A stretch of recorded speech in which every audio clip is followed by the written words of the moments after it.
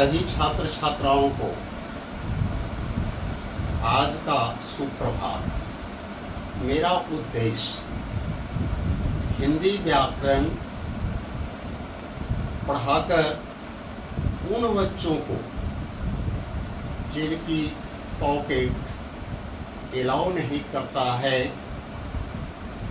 Private संस्थानों में जाकर पढ़ने का या अतिरिक्त पैसा देकर अतिरिक्त शिक्षण लेने का, जिसे आज की दौर में ट्यूशन शब्द का प्रयोग करते हैं। जो बच्चे ट्यूशन पढ़ने में असमर्थ हैं उन बच्चों को हमारे देश के प्रतिष्ठित विद्यालयों में दाखला हेतु, जैसे सैनिक स्कूल है, आर.के. मिशन है, नवोदय विद्यालय है, या कुछ ऐसे भी छात्र हैं जो शिक्षार्जन पूर्ण करने के बाद कंपटीशन, जनरल कंपटीशन में बैठते हैं, जहां हिंदी व्याकरण की क्वेश्चन की जाती है, उन्हें भी लाभ देना। मैं आज प्रथम अध्याय भाषा पर बात करते हैं। बच्चे,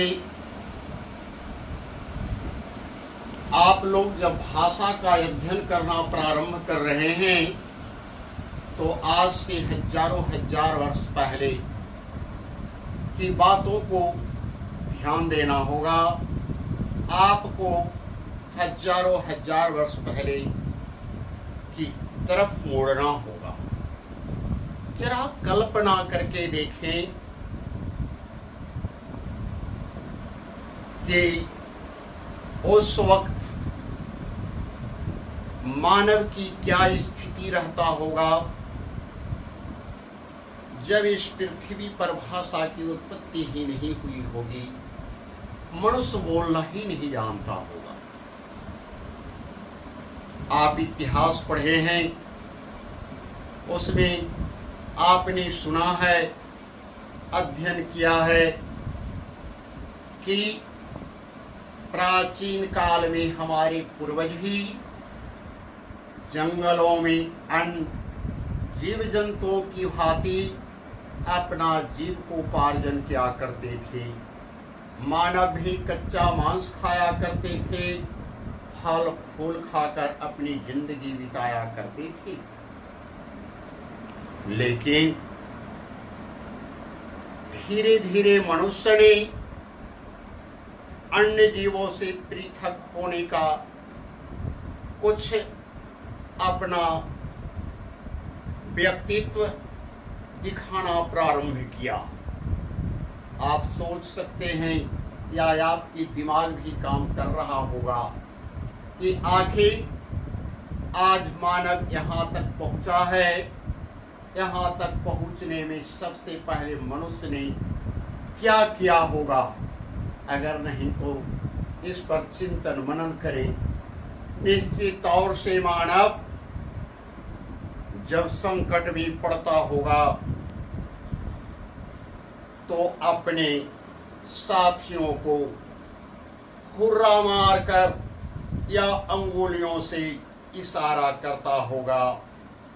अपने साथियों की हुर्रा या इशारा को पाकर सब अपने प्राणों की रक्षा के लिए भागना प्रारंभ करता होगा। कोई कमजोर जीव सामने दिखलाई पड़ता होगा, तब भी इसी प्रकार से अपना क्रियाकलाप करता होगा, फिर उसे मारने के लिए सब दौड़ता होगा। अतः हम कह सकते हैं कि हमारे पूर्वजों ने सर्वप्रथम इशारा करना सीखा, जिसे हम सांकेतिक भाषा की तौर पर भी बातें करते हैं। इशारा करना सीखा। इशारा करना जब सीख लिया तो धीरे धीरे फिर मनुष्य पत्थरों का औजार बनाना भी सीखा। फिर मनुष्य अन्य जीवों से, अन्य हिंसक जीवों से सुरक्षा हेतु कंदराओं, गुफाएं बनाना, पत्थरों से गुफा बनाना सीखा। फिर फूस की झोपड़ियाँ बनाया। फिर इसी प्रकार से धीरे धीरे अभ्यास करने के दरमियान मनुष्य ने कुछ बोलना भी सीखा। जब मनुष्य बोलना सीखा तो उसके बाद मनुष्य जब कुछ लिपियों का निर्माण किया। लिपि जो हमारी मुंह के अंदर की जो वाणी निकलती है उसी वाणी का सांकेतिक चिन्ह है। यह भी कोई दूसरा चिन्ह नहीं है, यह भी सांकेतिक ही चिन्ह है। जरा सा गौर करेंगे, ध्यान देंगे। पहली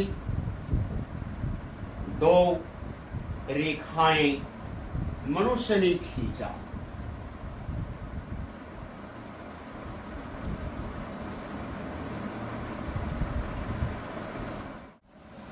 मनुष्य ने दो चिन्ह का निर्माण किया, जिसे आप गणित में आज पढ़ते हैं सरल रेखा और वक्र रेखा। सरल रेखा और वक्र रेखा देखने में तो बिल्कुल आसान लगता है, कुछ नहीं है। हम यहाँ पर थोड़ी देरी के लिए एक और बातों पर जाएंगे। प्रायः बात बात में मानव सभ्यता और संस्कृति की बातें छिड़ देते हैं। सभ्यता क्या है और संस्कृति क्या है, इस पर भी थोड़ा हम विचार करें। थोड़ी देर के लिए ये समझे कि यदि राम नामक व्यक्ति ने इन दो रेखाओं का निर्माण किया तो जिन व्यक्तियों ने इसका निर्माण किया वह व्यक्ति इसके लिए संस्कृत है। संस्कृत प्राय हम लोग समझते हैं संस्कृत एक भाषा है, लेकिन नहीं। किसी भी वस्तु का निर्माता संस्कृत कहलाता है और जिस वस्तु का वह निर्माण करता है उसके लिए वह संस्कृति कहलाता है। अर्थात राम ने सरल रेखा और वक्र रेखा का निर्माण किया तो राम संस्कृत है और राम के लिए यह जो सरल रेखा और वक्र रेखा है वह संस्कृति है। और जब बहुत सारे लोग इसे अपना लेते हैं, इसका विस्तार रूप हो जाता है, तब जाकर वह कहलाता है सभ्यता। जैसे सबसे पहले हमारे पूर्वजों ने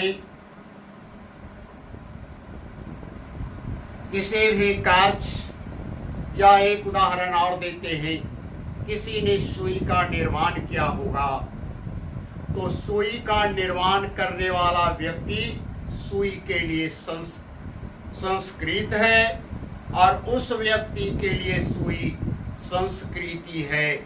लेकिन हम लोग आज उस सुई का पूरा प्रयोग कर रहे हैं, अतः सुई से कपड़ा सीना हमारी सभ्यता है।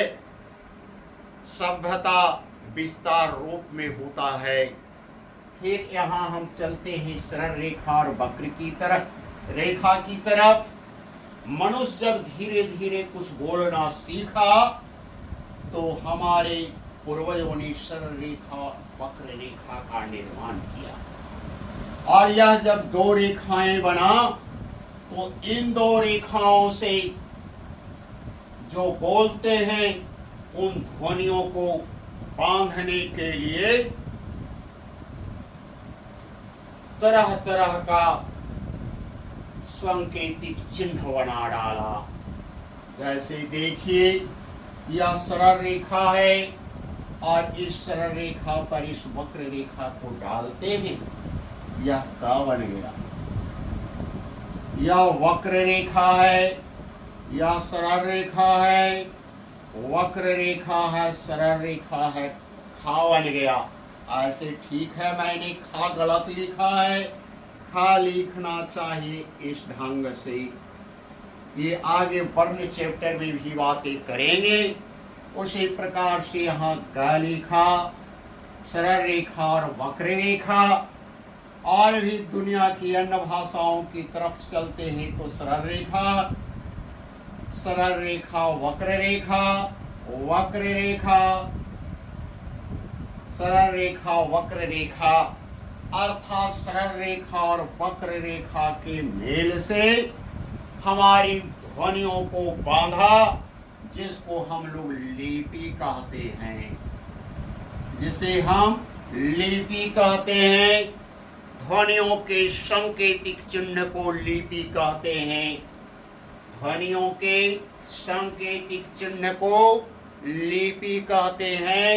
यह भी वर्ण चैप्टर पढ़ाते समय भी इस पर पुनः बातें करेंगे। लेकिन यहाँ मेरा सरल रेखा और वक्र रेखा लिखने का तात्पर्य है कि इस प्रकार से लिपि का निर्माण किया। अतः कोई यह भी प्रश्न करता है कि कोई प्रश्न करे कि वर्ण की उत्पत्ति कैसे हुई, अक्षर की उत्पत्ति कैसे हुई, ककहरा की उत्पत्ति कैसे हुई, तो हम कह सकते हैं सरल रेखा और वक्र रेखा के मेल से। सरल रेखा और वक्र रेखा के मेल से वर्ण की उत्पत्ति हुई। लेकिन यह भी परिभाषा गलत है। यदि यह परिभाषा सत्य होता तो हमने यहाँ पर वक्र रेखा दिया और यहाँ पर पुनः मैंने सरल रेखा दिया। इसको भी कोई ना कोई अक्षर बन जाना चाहिए था, कोई लिपि का निर्माण कर लेना चाहिए था। लेकिन यहाँ पर त्रुटि है, कमी है। त्रुटि सिर्फ है कि हम कह सकते हैं सरल रेखा और वक्र रेखा के सार्थक मेल से। सार्थक शब्द यदि हम जोड़ देते हैं तो परिभाषा सही हो जाता है। सरल रेखा और वक्र रेखा के सार्थक मेल से वर्ण की उत्पत्ति हुई। अब हम चलते हैं, जब वर्ण की उत्पत्ति हो गई तो सबसे पहले तो हमारे पूर्वजों ने संकेत करना सीखा। इसीलिए हम कह सकते हैं भाषा का एक भाग है सांकेतिक भाषा। दूसरा हम बोलना सीखे, हम कह सकते हैं मौखिक भाषा या कथित भाषा। मौखिक भाषा को दो नामों से जानते हैं, मौखिक भाषा या कथित भाषा। और तीसरा है लिखित भाषा। तीनों में की परिभाषा भी बिल्कुल आसान है। सबसे पहले तो हमें जानना होगा भाषा किसे कहते हैं। भाषा की उत्पत्ति तो सीखे, भाषा कहते किसे हैं? तो भाषा भाष शब्द से बना है, भाष धातु से बना है, जिसका अर्थ होता है, भाष धातु का अर्थ होता है बोलना। भाष धातु से भाषा बना। अब भाषा का परिभाषा जानना होगा।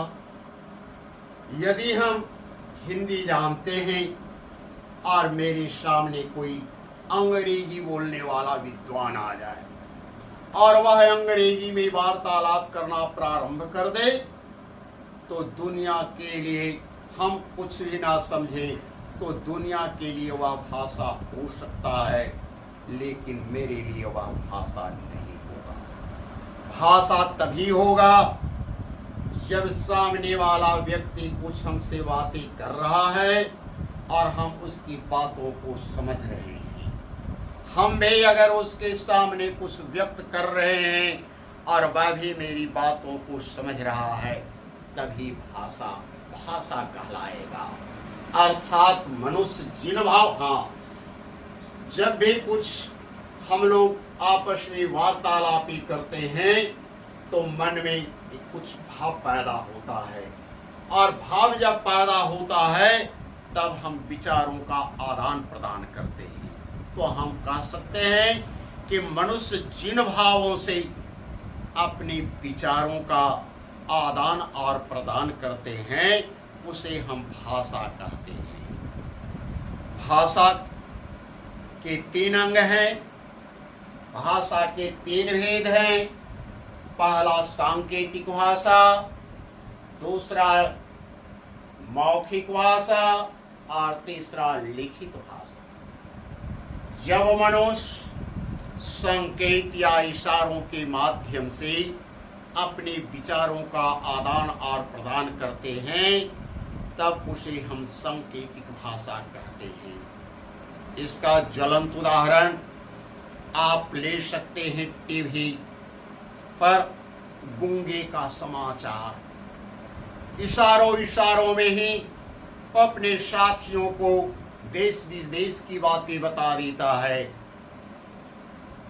दूसरी तरफ मौखिक भाषा, जब मनुष्य बोलकर अपने विचारों का आदान प्रदान करते हैं तो उसे हम मौखिक या कथित भाषा कहते हैं। और जब मनुष्य लिखकर अपने विचारों का आदान प्रदान करते हैं तो उसे हम लिखित भाषा कहते हैं। इस तरह से भाषा के 3 भेद तो हैं, लेकिन हम भाषा को 2 भागों में खंडित भी कर सकते हैं। एक वह भाषा जो व्याकरणिक होता है और दूसरा अव्याकरणिक। व्याकरणिक जो भाषा होता है वह राष्ट्र को अत्यधिक समृद्ध, अधिक शक्तिशाली बनाता है, या यूं कहें कि उसकी भाषा ही मजबूत होती है। और भाषा जब मजबूत होती है तो मनुष्य में एकता अधिक बढ़ता है। अव्याकरणिक से क्या होता है कि मानव में अपभ्रंशता फैलती है। किसी रचनाकार ने लिखा भी है, अंधकार है वह देश जहां आदित्य नहीं है, और मुर्दा है वह देश जहां साहित्य नहीं है। अर्थात व्याकरणिक भाषा से ही साहित्य का निर्माण होता है, अव्याकरणिक भाषा से कभी साहित्य का निर्माण नहीं होता। और जिस राष्ट्र में व्याकरण नहीं है वह राष्ट्र जिंदा होकर भी मुर्दे के समान है। हम लोग धन्य हैं कि उस राष्ट्र में जन्म लिए हैं जहां सबसे पहले व्याकरण का निर्माण हुआ। पाणिनि का नाम सुने होंगे। पाणिनि की व्याकरण से ही विश्व के लोगों ने अनुकरण किया। हम धन्य हैं कि हमारी भाषा जो आज हिंदी है वह भी संस्कृत की ही बेटी है। संस्कृत से ही हिंदी साहित्य का निर्माण हुआ है और हिंदी साहित्य में बोलियां भी कई एक तरह की होती है। कहा जाता है किसी क्षेत्र विशेष में बोले जाने वाली भाषा को बोली कहते हैं। किसी जैसे हिंदी को हिले 2, 4, 5 कोस की दूरी पर भागते हैं तो फिर हिंदी ही उस क्षेत्र के लोग बोलते हैं, लेकिन उनकी हिंदी और हमारी हिंदी में कुछ न कुछ अंतर भाग जाता है। उससे और आगे बढ़ते हैं तो उनकी बोली में भी अंतर भाग जाता है। इन्हीं सब बोलियों में जो अंतर आती है उसे हम मैथिली, भोजपुरी, मगही इस तरह से संज्ञा दिया करते हैं। उसमें भी हम जब अपनी देहाती क्षेत्रों में जाते हैं तो थोड़ा सा शब्द को उटपुटांग कर देते हैं। पटना को कह देते हैं पटनमा, गया को कह देते हैं गया, मुकेश को कह देते हैं मुकेशवा। यह एक प्रकार की बोली हुआ। मुकेशवा पटनमा बोली है, यानी किसी क्षेत्र विशेष में बोली जाने वाली भाषा को बोली कहते हैं।